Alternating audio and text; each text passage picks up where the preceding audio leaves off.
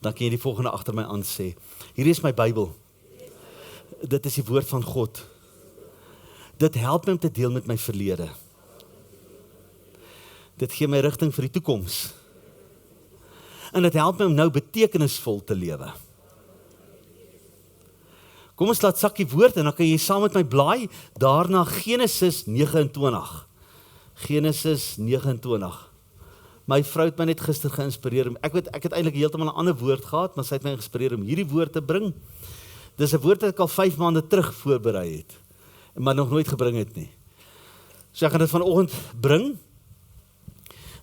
Ons kan daar begin by, kom ons begin daar by vers 17. Maar voor ons gaan lees, miskien net vir agtergrond te gee, hierdie gaan oor Jakob, wat 'n vrou gekies het, Rachel. Hy het 7 jaar vir haar gewerk. En dan sien ons hier gebeur nou eintlik 'n ding wat nie moes gebeur nie. Lea en Rachel word omgeruil. Hy werk 7 jaar vir Rachel. En toe hy nou die dag trou, toe kom hy agter 'n verkeerde vrou met wie hy getrou het. Hy het mos hierdie weils gedra, so hy het nie gesien wie dit is nie. So ek neem aan hulle liggaamsbou was min of meer dieselfde, maar hulle oogies was nie heeltemal dieselfde nie. Hy het nie heeltemal dieselfde gelyk nie. So kom ons gaan lees daar. Genesis 29 vers 17. En Lea het dowwe oë gehad. Dit beteken maar net sy het gremering nodig gehad om mooi te lyk. Goed. Maar Rachel was skoon van gestalte en mooi van aansien. So as jy nou wonder wat is dowwe oë, kyk na die maar wat daarna volg. Hoe mooi was Rachel? So dit sê net Lea was nie so mooi nie. Rachel was mooi. En Jakob het Rachel lief gehad, daarom het hy gesê, ek sal u 7 jaar dien vir Rachel. Dis nou vir Laban, haar pa. Hy sê, ek sal u 7 jaar dien vir Rachel, u jongste dogter. Toe antwoord Laban, dit is beter dat ek haar aan jou gee, as dat ek haar aan 'n ander man gee, bly by my. So hy lieg ook vir hom. Hy sê, ja, hy is reg, werk 7 jaar vir haar. So het Jakob dan 7 jaar gedien vir Rachel, en hulle was in sy oë soos 'n paar dae, omdat hy haar lief gehad het. Toe sê Jakob vir Laban, gee tog my vrou, want my dienstyd is om, dat ek by haar kan ingaan. Daarom het Laban al die manne van die plek versamel. Kan julle dink, ekskuus, laat ek myself in die rede val. Kyk, hierdie ou se hormone het seker met hom weggehardloop. Hy het vir 7 jaar gewerk vir hierdie girl, hoor. Dit sê nogal iets. Ek sê maar net vir die skoonpaas, dis 'n manier om jou skoonseun te kry om te werk. Sê nie, ek kan my dogter trou, maak net vir my die garage deur klaar, sit net vir die paving in. Wie van julle wat dit al deur is in julle lewens? Ek weet van julle wat paving al ingesit het vir daai girl. Goed, waar is ons nou? Vers 22, né?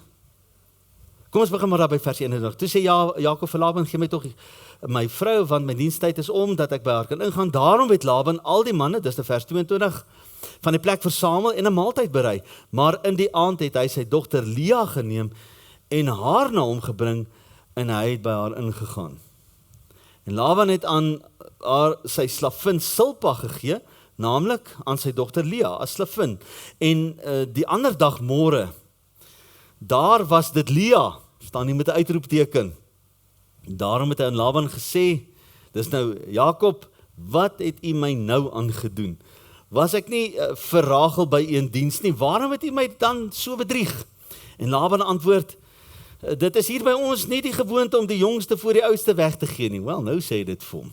Goed, nou gaan dit so aan en ons sien dat Jakob was nou redelik ontstel daaroor, vers 31, en toe die Here sien dat Lea die nie geliefde was, het hy haar skoot geopen, maar Rachel was onvrugbaar. So wat nou gebeur het, Laban sê toe, nee, jy moet Lea vat, maar okay, ek sal Rachel ook vir jou gee, maar jy gaan vir die volgende 7 jaar weer my paving doen. Jy gaan weer 7 jaar vir my werk. Hy het 14 jaar vir haar gewerk. Kyk, dis 'n baie uitgeslape skoonpa daai. Hy's 'n kroek, maar hy's 'n uitgeslape kroek. En dan sien ons dan vers 31, en toe die Here sien dat Lea nie die geliefde was nie, het hy haar skoot geopen, maar Rachel was onvrugbaar. Dan Genesis 29:32 sê, en Lea het bevrug geword en 'n seun gebaar en hom Reuben genoem, want sy het gesê, gewis, die Here het my ellende aangesien, want nou sal my man my lief hê. En sy het weer bevrug geword en 'n seun gebaar en gesê, gewis, die Here het gehoor dat ek die nie geliefde is. En hy het my hierdie een ook gegee, en sy het hom Simeon genoem. En sy het weer bevrug geword, en 'n seun gebaar en gesê, nou eintlik sal my man aan my geheg wees, omdat ek vir hom 3 seuns gebaar het. Daarom het sy hom Levi genoem. En sy het weer bevrug geword, 'n 4de keer. Onthou, Rachel het nou nog geen kinders nie. Dis die 4de babatjie wat sy dan nou het. En sy het 'n seun gebaar en gesê, dis nou Lea natuurlik, né? Die keer sal ek die Here loof, daarom het sy hom Juda genoem, en sy het opgehou met baar. Ons sien dan later, sy sou nog 2 seuns gehad het, as dan Genesis 30 kyk, vers 18 en vers 20, sy het ook Isaskar en Sebulon gehad. Maar ek wil vanoggend vir 'n oomblik stil staan by hierdie skrif. Ons sien, hier is 'n vrou, wat absoluut verwerping in haar lewe moes beleef. Kan jy dink as die Bybel sê jy het dowwe oë? Tot die Bybel sê jy is nie mooi nie. Ek bedoel, kan jy nou dink elke aand te sê van 'n bedkamerkas het die Bybel gevat het en gelees het, maar hulle het daarom nog nie die Bybel daai tyd gehad nie. Maar selfs die woord praat van sy dowwe oë gehad. Kan jy dink wat hierdie vrou moes deurgaan toe haar vader vir haar sê, want hulle was ondergeskik aan die mans, hulle was onderdanig, hulle moes luister as die pa praat, was sy luister, ek gaan jou en jou sussie omruil. En sy weet, sy is nie hierdie man se geliefde nie. Obvious het dit in daai 7 jaar uitgekom. Sy het ons nou gesien, hoe hard Jakob werk vir Rachel. En sy is nie die een waarvoor hy werk nie. Ek dink dit was vir haar ook 'n surprise gewees. Toe haar vader vir haar sê, maar ek wil hê, jy moet met hom trou. En omrede hierdie manne en vroue in die Ou Testament 'n verbond baie ernstig opgevat het, het Laban ook geweet, dat hierdie verbond sal nie gebreek word nie. Hy gaan nie ergens vir Lea los nie. As hy aan haar verbind is, al was dit met 'n slinkse plan, sal hy aan haar verbind bly. Hy sal nie daardie verbinding breek nie. So ons sien dan, Lea se verhaal is nie een van wêreldse roem of erkenning nie. Sy is nou nie die een wat op TikTok mense gewys het hoe om te grimeer en wat se mode is om te dra. En sy was nie die bekendste een op Facebook nie, haar sussie was. Haar sussie was die influencer. Haar sussie was die een wat bekend was. Haar sussie was die mooi ene, met die groot oogies en die aangeplakte ooghare en die rooi bekkie. Sy is die enige wat mooi gelyk het. Nie Lea nie. Lea se oë was dof. Dis wat die skrif sê. En sy het nie in die kolle geleef nie. Trouwens, 'n groot deel van haar lewe was gekenmerk deurdat sy oorgesien en onbemind was. En dan tog herinner hierdie skrif ons aan die verhaal dat selfs God, in daardie verborgde plek wat ek en jy nie kan sien nie, dat God sien, God waardeer en God seën. Dit is nie kosbaar nie, dat die Here kyk anders na my en jou as mens. Hy sien, hy waardeer, dit beteken daar's 'n waardasie wat hy op jou sit en vir jou sê, jy is kosbaar vir my. En dan die Here kom seën. Nou, ek wil dan vanaf vers 31 wil ek dan net met jou deurgaan. As ons kyk na hierdie 4 seuns wat sy gehad het en wat dit miskien vir my en jou vandag beteken, hierdie 4 seuns, daar van vers 31 af, so jy kan saam met my lees of jy kan notas vat, jy wat 'n selleier is, jy sê ek het 'n saadpapier uitgedeel, as jy dieselfde boodskappe, as ek wil gee by jou selgroep, gaan jy mooi moet luister wat ek vandag sê. Anders gaan jy dalk nie weet wat die openbaring daaroor sê, of jy kan self by die Here jou eie openbaring kry, maar die skrif wat julle gaan gebruik is Genesis 29 vers 31 tot aan die einde van daardie hoofstuk. Kom ons begin dan by vers 31 en toe die Here sien dat Lea, die titel van my boodskap is God sien die onsigbaar is. God sien die onsigbaar is. Hierdie is belangrik. Want as jy dit nie besef vandag nie, gaan jy wedywering met ander mense wees om ook geseënd te voel. Dan gaan jy jouself begin vergelyk en sê, maar Giel gee sulke mooi profesie, hoekom kan ek nie? En dan gaan jy jouself begin indruk in groepe of plekke waar jy dalk nie moet wees nie. Want nou probeer jy dit self, jy probeer self by die liefde uitkom. Hoekom is van jou kinders so stout in die huis? Hulle soek aandag. Is dit nie so? Hulle sal enige iets doen om aandag te kry. Die mens, verwerping is een van daai verskriklike geestesiektes, as jy in verwerping ly, wat maak dat jy enige iets sal doen om aandag te kry, of om beter te voel.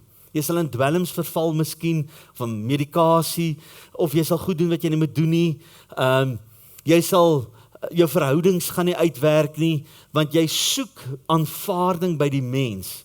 Jy gaan dalk van werk tot werk rondspring, omdat jy voel jy word nie aanvaar nie. Of wat ook al die uitvloeisel is, die gevolge is van jou verwerping wat jy beleef.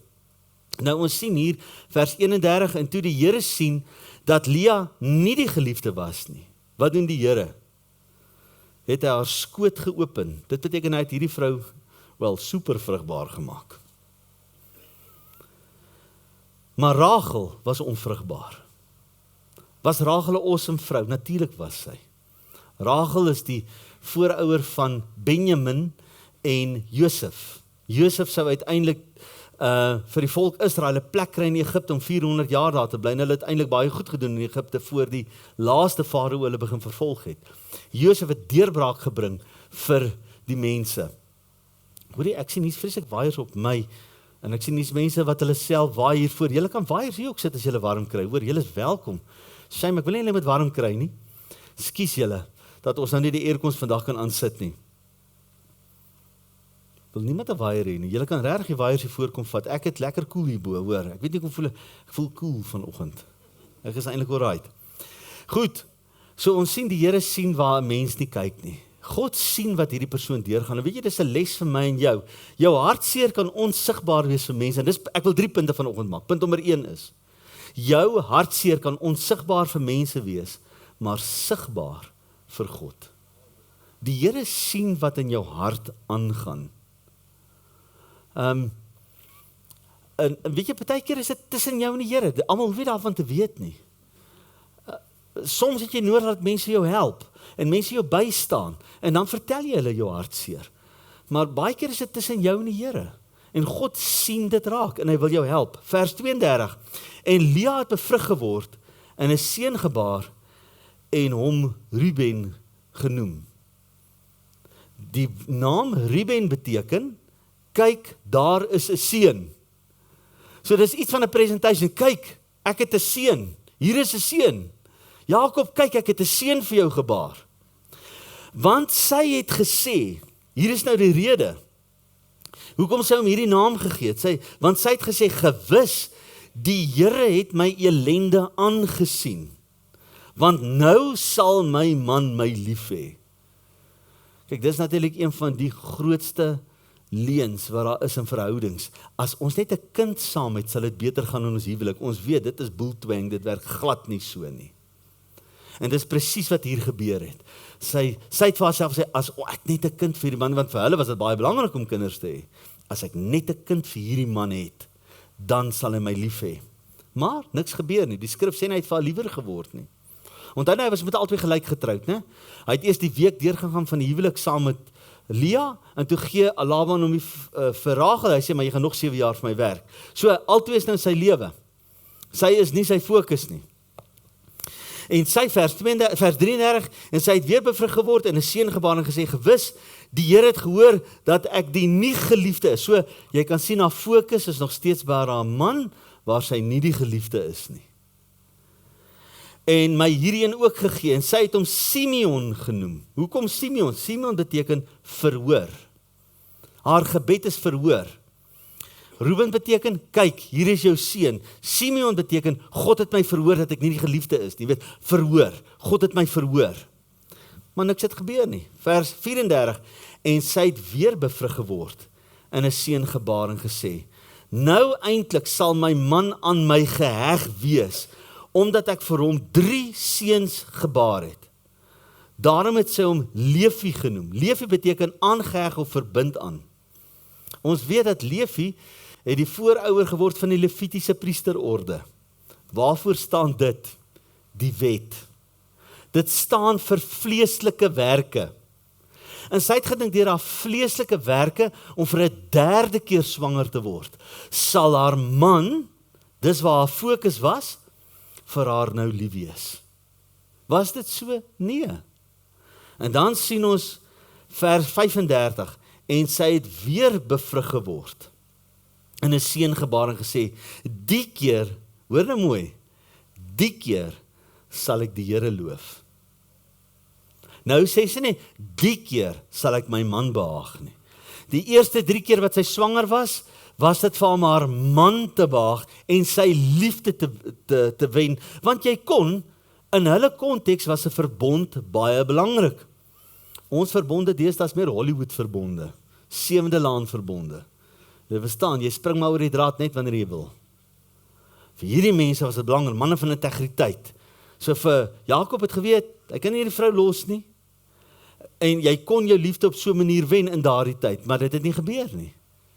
Nou kom sy, die 4de kind wat sy het, sy naam is Juda, die keer sal ek die Here loof, daarom het sy hom Juda genoem, en sy het opgehou met baar, vir daai oomblik, sy sou later vir hom nog kinders baar, en hulle slavinne sou ook vir hom kinders gebaar, dis hulle by 12 kinders uitgekom het, sy het 6 gehad, Rachel 2, en dan die ander was gedeel tussen Mispa en Silpa, hulle sou die ander kinders vir hulle gehad het.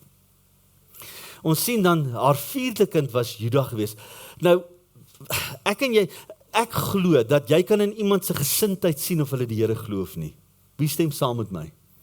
Jy sien in iemand se gesindheid. En daar's iets van wanneer ek en jy die Here vertrou. En wat beteken die naam Juda? Dit beteken lofprysing. Ek glo 9 uit die 10 keer, as jy na 'n kind van die Here kyk, wat uitverkoop is in die Here, sien jy altyd 'n dankbaarheid, en jy sien dat hulle die Here loof en prys in eerste sit. Om lofprysing te laat plaasvind, beteken, jy sit, die een wie jy prys, is jou nommer 1 in jou lewe. As jy baie keer kyk, die lofprysinge wat aangaan by loftes, dan weet ons, wie is die nommer 1 in sommige mense se lewens. Gelukkig net 60.000 mense wat daar sit, op 'n keer, of 40.000, ek weet nie. En daai kalf is net blou geverf, nie goud nie. Niks fout met dit nie, met rugby nie, ek sê maar net. Dit wat jy van hou, is wat jy prysenswaardig ag. Dis waaroor jy praat, dis waar jou gesindheid lê, en dis wat jy sal loof en prys. Dis dis op jou tong, dis op jou lippe. Jy kan 5 minute met iemand gesels, en agterkom, waar is daai persoon se passie, is dit nie so nie? 5 minute, 10 minute, net 'n paar vragies vir iemand vra, net 'n gesprek in 'n rigting vat, of die persoon doen dit sommer vir jou, en jy kom agter, waar is daardie persoon se prioriteite? Waar is daardie persoon se passie? Waarmee is hulle besig? Ek sê nie, mag nie passie sê nie, natuurlik, jou werk moet jou passie wees, jou lewe moet passievol wees, maar ek glo God moet jou eerste passie wees. Anders bou jy 'n beeld van hom, jou eie beeld. Jy kan jou eie variasie van God maak, is dit nie so nie? Jy kan besluit wie hy is. Dis altyd die gevaarlike ding om die braaivleisvuur, as jy ouens gesels, as ja, maar ek glo so, en dan sê jy, nou, maar ek glo so. Dit maak nie saak wat jy glo nie, dis wat die woord sê, dis wat jy moet glo. En jy het die openbaring van die Heilige Gees nodig om dit te verstaan. Dis waaraan ek en jy moet vashou. Ek kyk in die week videoetjies van oom P.D. Leroux, ek het dit al vir van julle gewys, die Heilige Gees in aksie vandag. Dis video's wat geneem is in die laat 80s. Oom P.D. was 'n AGS predikant, en toe hy aftree, toe begin sy bediening eintlik eers. Hy is die geestelike vader van Lewende Woord. Hy het Neville opgelei, hy het Neville gementor. Ek weet, daar was ander 2 groot heiliges ook in Neville se lewe, maar ek dink oom P.D. het die grootste werk gedoen, want Neville het hom aangehaal, en Neville het sy metode van preek en bedien gehad. En nog steeds, Neville Norden is nou amper 80, maar hy het nog daardie selfde neiging, soos wat oom P.D. het. Oom P.D. was net 'n bietjie meer drywend, wil ek sê. Hy was meer konfronterend. Neville is 'n sagte mens, hy's 'n gentle, uit 'n sagte gees. En ek dink dis ook my so effektief was in sy bediening, sy hele lewe, die 40 of 50 jaar wat Neville bedien. Maar dit is my so wonderlik as ek luister na oom P.D. en hy praat oor die woord. Ek onthou toe ek sy boek lees oor bevryding destyds, dink ek, ja, ek is nou teleurgesteld. Hy het nou glad nie van die demone gepraat wat in die hoekies van die huis skuil, en die swart wolke wat oor huise is, en die ouens se snaakse oorbelle wat hulle dra, en tattoos, en jy weet, daai net by die duiwel geslaap, en daai net by die duiwel gesels, en daai enetjie het katvleis geëet. Hy praat nie oor sulke goeters nie. Al wat oom P.D. van praat is jou bevryding deur die woord. dan vat hy hierdie waarheid, yes, en hy stoot hom hoor, en hy dryf hom. En weet jy dat, ek praat gister met Johan Iman, dat tussen 400 en 600 mense het by sulke kampe gesit. Ouens het mekaar genooi na daai kampe toe, en ons vertrou die Here, ons gaan oor 5 maande kamp hou, dat dieselfde sal gebeur. Daar iets in jou gees sal gebeur om mense te nooi na daai kamp toe. Om ouens te konfronteer met die woord en met die Heilige Gees. Dis wat ek vergeet om te adverteer, Marieke, ons het 'n kamp, Gees en Lewe. Vir die manne, skus dames, julle het mos nou julle kampie gehad. Ons het oor 5 maande, einde Julie, begin Augustus, Gees en Lewe. En ons vertrou die Here dat sy Heilige Gees op daardie kamp gaan beweeg. Dat die Here regtig manne, amper sê ek manne en vroue, die vroue sal voorberei om vir jou man in te pak sodat hulle in die kamp toe kan gaan. Maar die manne se geeste sal voorberei om te ontvang wat die Here vir hulle het. En dis wat in Petrus se boeke was. Dik boeke, vol skrif. Hy skryf nie sy skrif uit nie. Hy skryf miskien net die verwysings hier en daar, skryf hy die skrif uit. Maar dit is so dik boek, baie klein font. Want daar was soveel wysheid in hierdie man. En hoeveel manne het daai kampe bygewoon, dan kom hy daaraan met 'n boot vol drank. Hulle dink hulle gaan drink, as die manne gaan kuier, yes, dan ry hulle Woord in Aksie toe, Mabula toe, hulle ry met daai tyd Mabula, later Woord in Aksie kampterrein, hier in se derde poort, wat is dit, derde poort, nee, het ek nou die regte naam daar, daar naby Rodeplatdam, hy is nou nog daar die Woord in Aksie, en hulle bedryf hom nog steeds, dan gaan die manne daar met 'n boot vol drank, hulle ry daar uit met die boot leeg, nie leeg gedrink nie, hulle het alles na die altaar toe gebring, oh goodness. Ek weet nie of jy die krag oorgeslaan het nie, Stefan. Kom ons kyk maar net gou. Ek gaan maar aanhou preek, is dit alright? Kan julle my hoor? OK. Dan, die manne gaan stap daar uit, en hulle die Here aangeneem. En dan kom hy weer volgende keer terug, en hy bring ander manne saam, om die Here aan te neem. Jy sien, daar's iets in die woord van die Here. Daar's iets van die Here vir my en jou, kom bevry en kom losmaak. Maar dis die woord van God. Ek en jy moet vashou aan sy woord. Anders, waaraan gaan ek en jy glo, as ons nie in die woord van God glo nie? Ek is heeltemal van my preek af, en ek kan ook nie na my preek raak sien nie. Maar ek en jy sien dan, dat sy probeer haar man behaag, en sy het al die kinders, maar sy kry nie dat sy hom behaag nie. En dan wanneer Juda daar is, dan begin sy die Here te loof en prys. So haar fokus draai weg van mense af. Haar fokus draai na die Here toe. Ek dink maar net, hoekom hy afgegaan het, is daar's ergens 'n oorlading van krag wat ergens gebruik word. Iemand het ergens iets aangesit, wil hy moet aansit. Dis 'n 3 fase, maar op ons 1 fase dra net te swaar. So hopelik sal hy nou weer aankom. Kom ons kyk maar wat gebeur. Maar ons weet al op hierdie fase in die kerk, as iemand iets aansit, dit kan hoe klein wees, jy kan nie te veel hier aansit nie, hy is op volle kapasiteit, hy is so gestel dat hy afgaan, sy komputertjie werk maar net so. So ons sien dan, hier op die laaste, of haar 4de kind, nie haar laaste kind, die sien ons dan, dat sy kom by 'n plek wat sy sê, nou loof en prys ek God. Sy loof en prys nie, nou, sy probeer dit nie meer doen vir haar man nie, sy probeer dit nie meer doen vir die mense om haar nie. Sy het natuurlik 'n erge frustrasie in haar lewe deurgegaan, en haarself regtig probeer bewys aan hierdie man. Wie is sy, wat se tipe vrou sy is, en wie sy is. Maar, nou doen sy dit nie. Dink net vir 'n oomblik daaraan. As jy nou dink, daai huweliksoggend, toe hierdie man wakker word, die teleurstelling wat daar was, toe die verkeerde vrou langs hom lê. Jy weet, ek en jy kyk dit altyd van sy oogpunt af, sy het 7 jaar gewerk, en nou kry hy 'n verkeerde vrou en alles. Hierdie vrou het op opdrag van haar pa langs hom gaan lê. Kan jy vir 'n oomblik dink wat sy beleef het? Kan jy vir 'n oomblik dink wat sy deur is in haar lewe? Die verwerping wat sy beleef het, toe sy hierdie goed moes deurgaan. En weet jy, ek wil jou vandag kom bemoedig. Miskien voel jy vandag daai verwerping in jou lewe.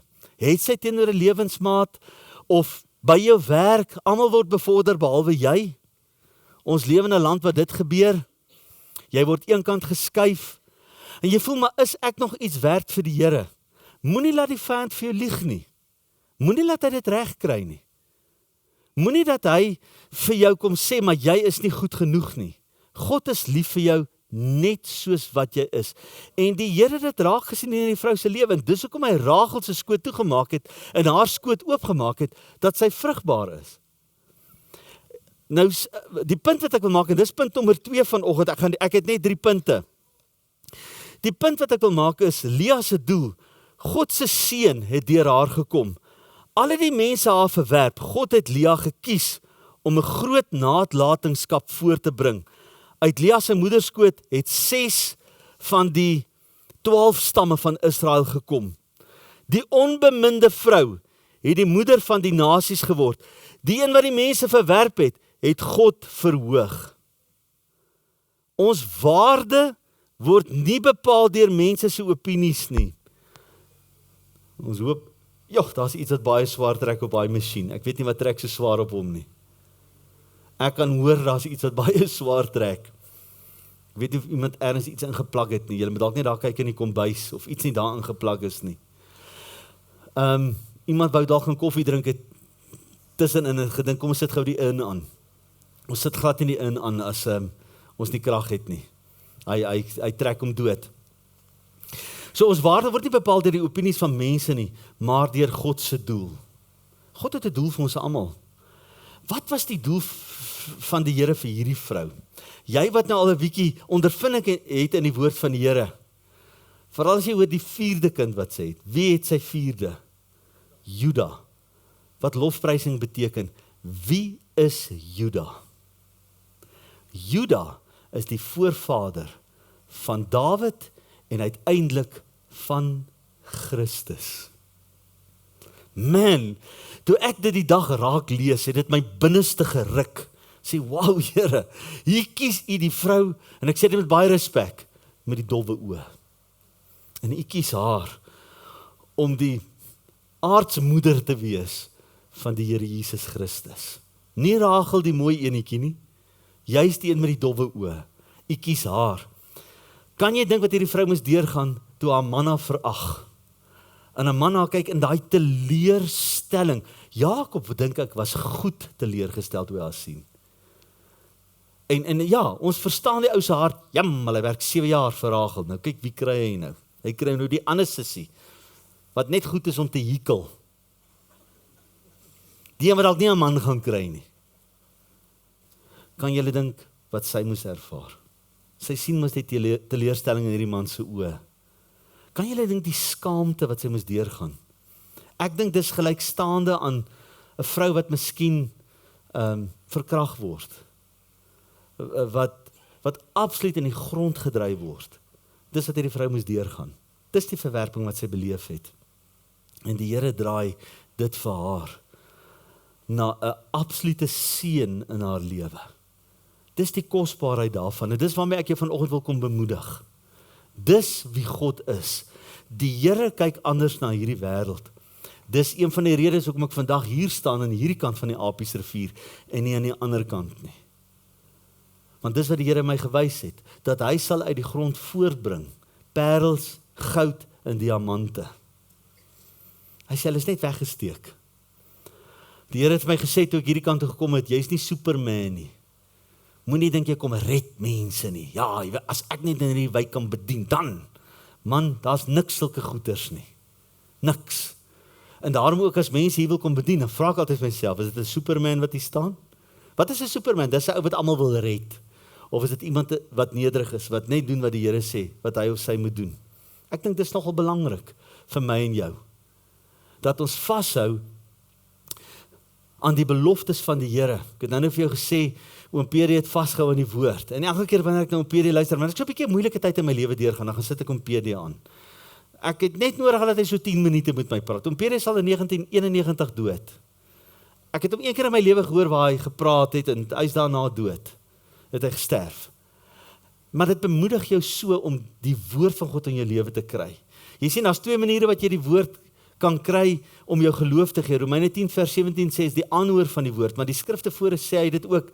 Wie sal dit glo as daar nie iemand is wat dit preek nie? Wie sal dit hoor as niemand dit preek nie? So jy kan dit hoor deur prediking en jy kan dit self gaan lees ook. Ongelukkig is daar instansies wat glo jy hoor dit net deur prediking. En jy moet een of ander kwalifikasie hê voor jy dit vir ander mense kan gee. Ja, jy moet gekwalifiseerd wees in die gees. God gee jou daai vrystelling. Die Here salf mense, nie geleerdheid nie, en nie ander mense. Ons salf maar om net te sê, hoor hier, ons herken die salwing op jou lewe. Maar God roep mense. God bemagtig mense, en God leer jou, ultimately. Ek sê nie met daar op jou eentjie gaan sit en leer nie, gaan leer tussen ander mense.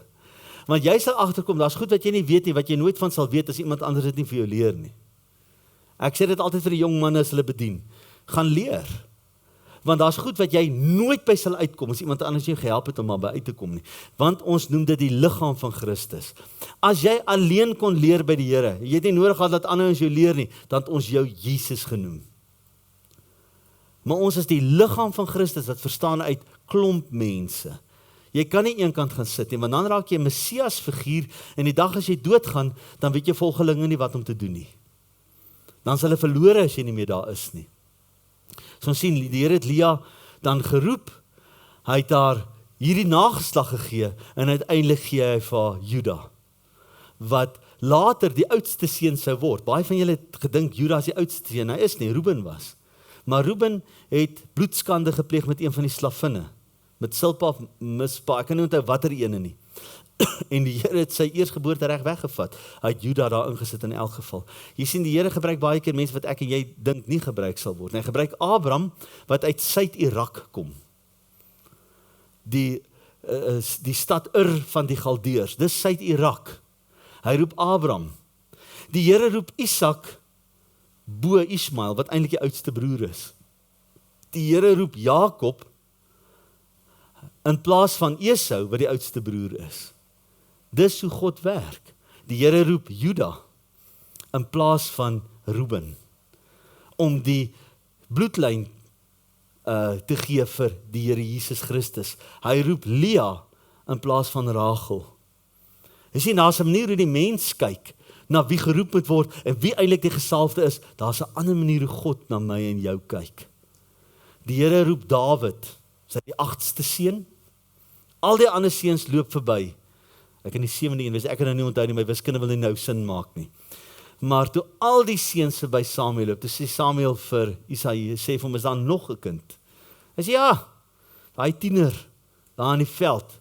Ons het hom na die skape laat kyk. Hy kyk na die duwe, die budgies en die skape. Ons het hom nou nie ingeroep nie. Hy kan sekerlik nie die koning wees nie. En dit is toe die koning. 'n Man na God se hart. Is dit nie fenomenaal nie? Moses wat hakkel. Die vriend van God. Daarom wil ek jou vandag kom bemoedig. Die Here wil jou gebruik net soos wat jy is. Hy gaan jou nie los soos wat jy is nie. Maar hy wil jou gebruik net soos wat hy Lia gebruik. Die derde en laaste punt wat ek dan wil maak is, en dis Lia se lof, sy het haar vreugde in God gevind. Sy het haar vreugde in God gevind. Sy sê daar, nou sal ek die Here loof. Dit het nie meer vir haar saak gemaak of haar man haar aanvaar of nie. Sy het gesê, nou sal ek God loof. Kan jy dink wat Maria moes deurgaan? Toe die mensdom uitvind dat sy swanger is. Kan jy dink? 'n ongehuwde moeder. Wie verstaan nou die Heilige Gees het by haar ingegaan en hy het haar bevrug dat daar konsepsie plaasvind. Ek sou dit nie verstaan het nie. Ek sou een van die ouens gewees het wat TikTok-video's maak teen haar en sê, wow, hier's 'n nuwe kultus. Nou moet daai ou net wat uit daar gebore word nog eendag sê, jy moet van hom eet en van hom drink. Dan weet jy, hy's 'n kultleier. Weet, soos die nagmaal. Maar ons weet, die Here het haar gebruik. Te midde van die vernedering wat sy miskien beleef het, gaan kyk die loflied wat sy vir die Here skryf. Want ek glo, as jy weet wie in jou is, en jy besef die roeping wat God vir jou het, man, dis die plek waar jy hoendervleis kry. Dis die plek wat jy besef, daar's 'n doel vir my in hierdie lewe. En dis die doel wat God vir Lia gehad het. Ek wil jou kom bemoedig ten slotte. Die verhaal van Lia inspireer my en jou. God sien jou pyn, selfs wanneer ander mense miskyk. God gebruik gebrokenheid om sy grootste doel te bereik. Ware vervulling lê nie in menslike aanvaarding nie, maar in God se standvastige liefde. Dis waar ware oorwinning lê. Lia leer ons dat ons verhaal nooit te klein is wanneer dit in God se hande is nie. Dink daaraan. Dis die God wie ek en jy aanbid. Ek weet nie waar Stefan nie, Stefan hier, het julle vir het julle al vir sit nie gaan roep, julle moet haar gaan roep, julle moes haar al geroep het. Dankie. Ons gaan vanoggend die nagmaal bedien. En ek wil jou uitnooi, enige persoon wat hier sit is welkom. Wat is die voorwaarde om die nagmaal te bedien? Wat is die voorwaarde? Jy moet weet waaroor dit gaan. Ek sê nie vir jy moet vir my eksegese gee van hoe die nagmaal is en wat elke dingetjie, jy weet, 'n teologiese uiteensetting, dis nie waarvan ek praat nie. Wie waaroor gaan die nagmaal? Dit gaan oor jou, maar dit gaan eintlik ook nie oor jou nie. Dit is vir jou, maar dit spreek eintlik van die Here Jesus Christus. Jy sien, as ek en jy op daai plek kom in ons lewe waar ons lewe neerlê aan die Here, dan begin jy die nagmaal te verstaan. Die nagmaal is nie omdat ek en jy so smart is nie. Jy weet, ek kan vanoggend nagmaal gebruik, want ek het almal vergewe in my lewe. Jy weet, ek onderhou die 10 gebooie. Ek weet, ek is reg om nagmaal te gebruik. Nee, jy moet asseblief nie, want jy het nog hoogmoed. Nagmaal gaan daaroor, dat jy jou lewe neerlê voor die Here en sê, Here, ek het baie foute. Ek het baie foute. As jy nie tot daai erkenning kom, daar's mense wat tot bekering kom, en dan's daar mense wat tot bekering kom. As mense wat tot bekering kom, wil dit pas in by hulle besigheid wat hulle doen en by hulle finansies en by die blessings wat die Here vir hulle het. En dan kry jy 'n ou wat sê, ek sal dit nie self maak nie. Ek besef die grootheid van my sonde. Ek besef dat ek totaal verlore is. Ek het 'n redder nodig. Nou ek wil vir jou sê, dis 'n ware bekering. Dan moet 'n sonde besef wees. Dan moet 'n plek wees dat ek en jy besef dat ek kan dit nie self doen nie. Ek het al mense laat getuig, dan getuig party van en party van hulle is besig met 'n spogberade. Ek laat 'n ou eendag getuig en hy vertel hoe sleg sy pa was en hoe hy moes opstaan in die lewe en ek dink, wow, dis 'n wonderlike getuienis. En my een medebroer sê vir my, hy het eintlik niks van die Here gesê, hy het eintlik net sy pa sleg gemaak. Hy het eintlik vir die mense probeer vertel hoe smart hy is. Ek sê, my heerlikheid, ek het dit nie so opgetel, ek het nie eens aan gedink nie. Maar as 'n ou nog jonk is in bediening, tel dit nie op nie. En toe sê ek vir ouens, as jy getuig, moenie spog nie, toe wil niemand getuig nie. Dis almal nou te bang. Jy mag altyd getuig, maar dit gaan dit oor die Here of oor jouself. As jy mense probeer beïndruk met jou sonde, en dink, dis die manier hoe by die Here gaan uitkom, ek het vir jou baie slegte nuus. Dit gaan miskien vir 'n seisoen werk.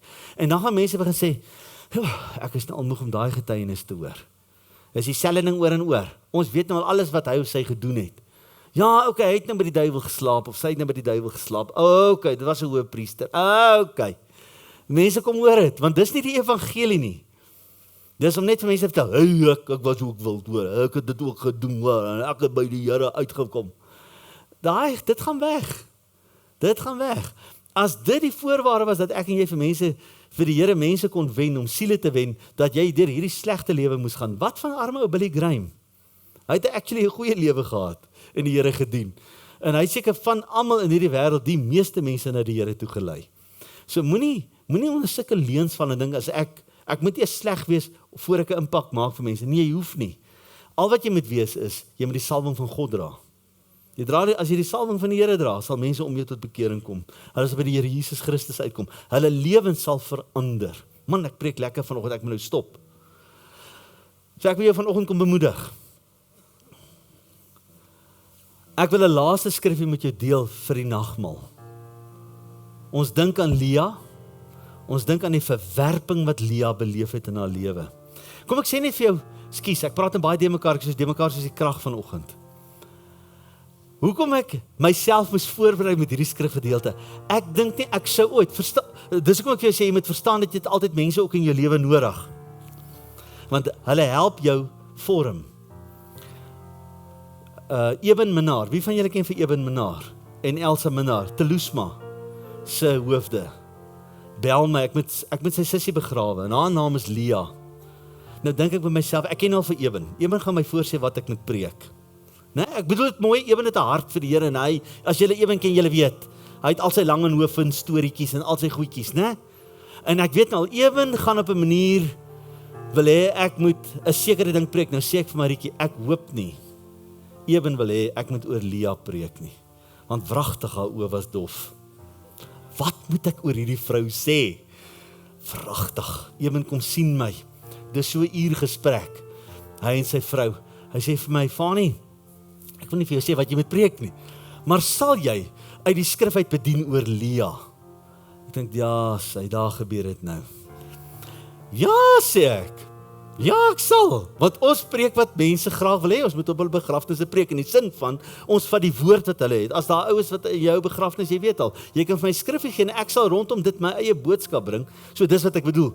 En ek dink by myself, ja, ek het nie klou wat ek gaan sê nie. Dis Lia. Haar oogies is dof. En weet jy, die Here openbaar hierdie woord aan my. En ek sê vir my vrou, ek bær hierdie woord vir my eie gemeente. Want dit het my so geïnspireer. Toe ek het bedien, dit was 6 maande terug. En gisteraan toe my vrou sê, maar miskien is dit tyd dat jy dit met die gemeente deel. En dink ek, wel, miskien gebruik die Here my vrou as 'n instrument in sy hand. Miskien moet ek na haar luister en dit doen. So dis hoekom ek dit vanoggend met jou kom deel het. Lia wat aan verwerping ly, die absolute afguns, toe sy laans hierdie man wakker word, en hy verwerp haar, en hy so teleurgesteld. Miskien het jy al gevoel, mense is teleurgesteld in jou. Word die ouer van die ma van Juda. Juda, die voorsaat van Dawid. Dawid, die voorsaat van Jesus. Kom ons gaan kyk net hoe lyk haar seun. Kom ons gaan kyk net hoe lyk die seun van Lia vandag. Openbaring 5. Openbaring 5. Dis Johannes wat hier praat. En ek het in die regterhand van hom wat op die troon sit 'n boek gesien van binne en van buite beskrywe met 7 seels goed verseël. Nou ek glo hierdie boek is die verborgenheid van God. Wat is die verborgenheid van God? Ek bly julle vra. 1 Korintiërs 1 vers 18 dink ek sê vir ons dat Jesus sou sterf aan die kruis. Dit is die evangelie. Niemand was waardig genoeg om die seels te breek en die evangelie te verkondig nie, behalwe een. Niemand kon dit doen nie. Dis hoekom ek sê, dis 'n kragtige boodskap. Dis hoekom Paulus sê, dis die krag van die evangelie. Hy sê, ek skaam my nie daaroor nie. En dan praat hy van die krag van die evangelie. Johannes, die liefdesdisipel, skryf die boek Openbaring. Hy sê, en ek het 'n sterk engel gesien wat met 'n groot stem uitroep, wie is waardig om die boek oop te maak en sy seels te breek? En niemand in die hemel, of op die aarde, of onder die aarde, kon die boek oopmaak en daarin kyk nie. Dink aan al die profeseë wat daar was oor die evangelie. Niemand kon die volle evangelie gee nie. Nie Dawid nie, nie Johannes nie, Jeremia nie, nie Jesaja nie, nie Esegiel nie, nie Daniël nie, nie Sadrag, Mesach en Abednego nie. Niemand kon die volle evangelie gee nie. Hulle het almal geweet daar kom 'n Messias, maar hulle het nie presies geweet hoe dit werk nie. Dus kom Johannes die Doper daai tyd vir Jesus gedis. Nou hier is nou die ander Johannes wat hier skryf, maar Johannes die Doper gesê, is u die seun wat moes kom? Is u die bevryder van Israel? Want hy het getwyfel in Christus. Niemand het die volle evangelie verstaan nie. Dis hoekom hy sê, nie in die hemel of op die aarde of onder die aarde kon hierdie boek oopmaak en hom lees nie. En ek het baie geween. Hoekom dink julle het Johannes die liefdesdisipel hier geween? Want hy het besef dat as hierdie boek nie oopgemaak word nie, is die mensdom verlore.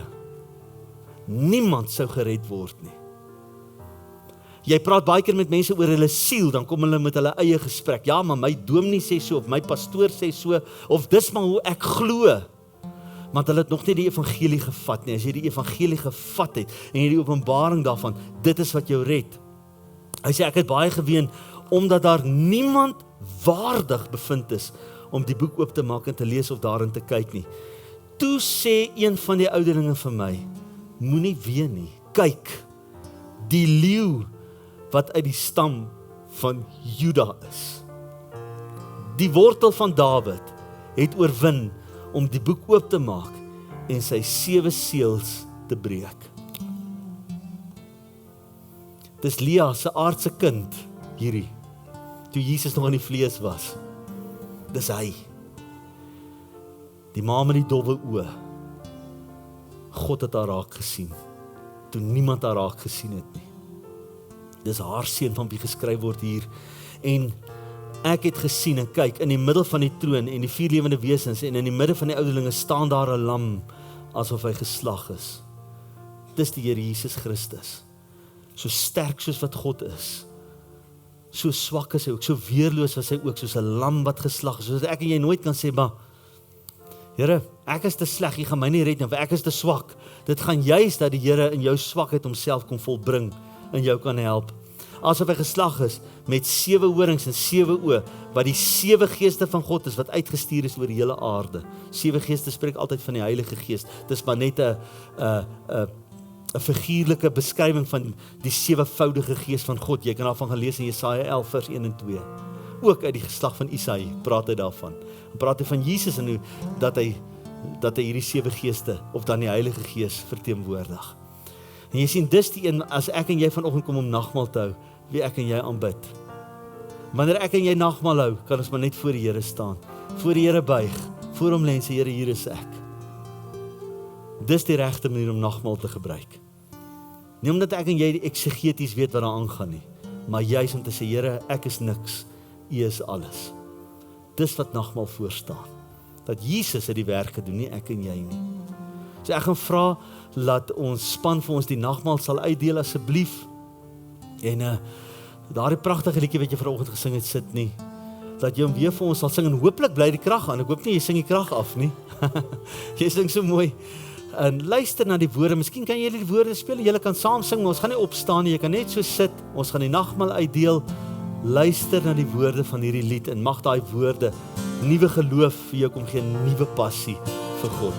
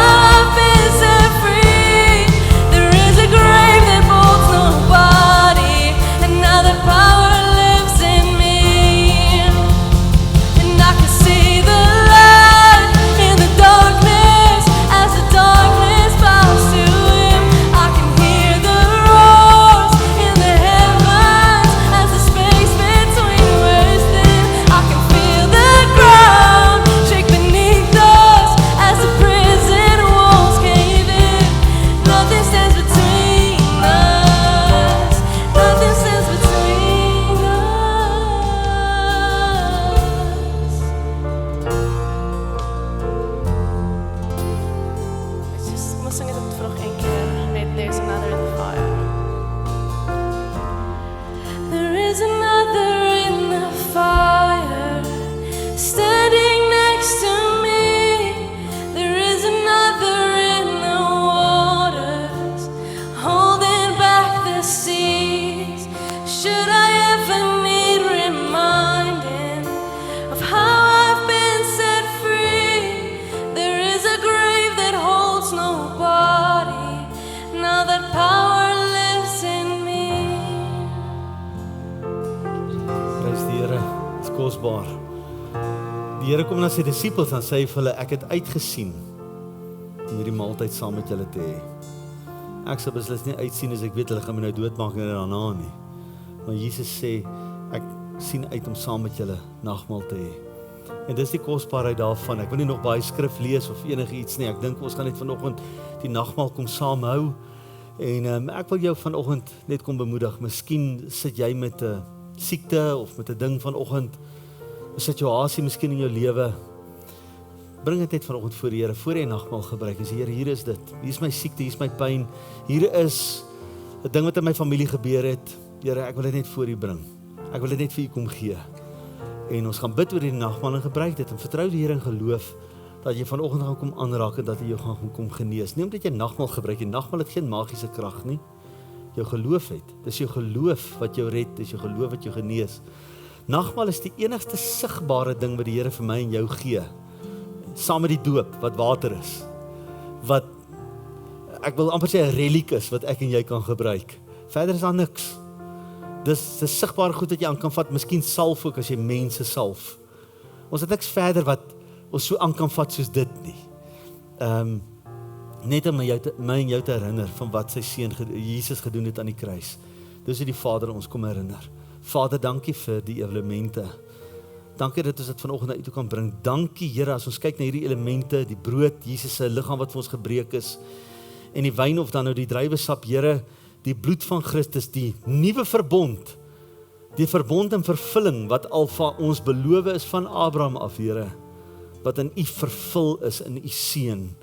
Ons dankie daarvoor. Here, ons moet vanoggend erken, dis nie omdat ons sondeloos is dat ons kan nagmaal gebruik of hierdie 100% reguit pad met U stap nie, Here, alles behalwe dis wat U seun vir ons gedoen het aan die kruis. Die 100% pad hy gestap het, die volmaakte pad wat hy gestap het, Here. En daarom kan ons vandag nagmaal hou. Here, ons wil ons lewens opnuut na U toe bring. Voor U kom neer en sê, Here, hier is ons, kom doen met ons soos wat U wil. Ons herdenk dit wat Christus vir ons gedoen het. Die lam wat vir ons geslag is, die leeu van Juda. Ons dankie daarvoor. Wat in sy voorgeslagte 'n moeder gehad het wat dowwe oë gehad het, Here, maar U het verby die dowwe oë gekyk en U het haar gebruik om die wêreld te red. Ons dankie daarvoor, Vader, en ons eer U vanoggend daarvoor. Ons wil aan U alleen die eer kom gee. Seën hierdie elemente aan ons liggame in die naam van Jesus. Amen. Ons kan die elemente gebruik, dankie.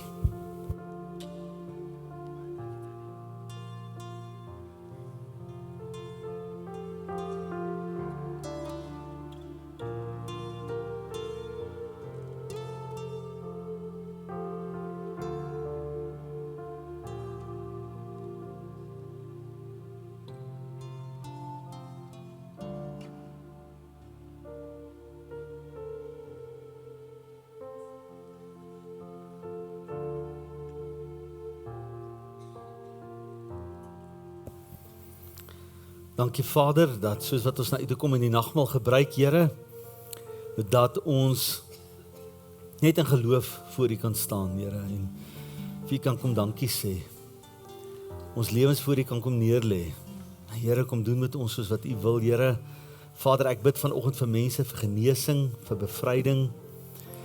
Here, dalk is daar verhoudings waarin ons liefdeloos is, waar ons miskien nie ons kant bring nie, Here, wat ook al, Vader, ons kom lê dit voor U neer. Here, help ons om terug te keer na ons eerste liefde, naamlik U seun. Ons dankie, Vader, ons dankie vir U getrouheid. Ons dankie, Here, dat dat ons net totaal nie kan kom oorgee vanoggend. En Here, soos wat ons hierdie nagmaal proe en drink, Here, mag ons hierdie week, may we taste and see that the Lord is good. Ons dankie daarvoor. In die naam van Jesus. Amen. Gaan ons daai liedjie nog een keer sing? Kom ons sing hom nog een keer. Nou kan jy saam met ons opstaan en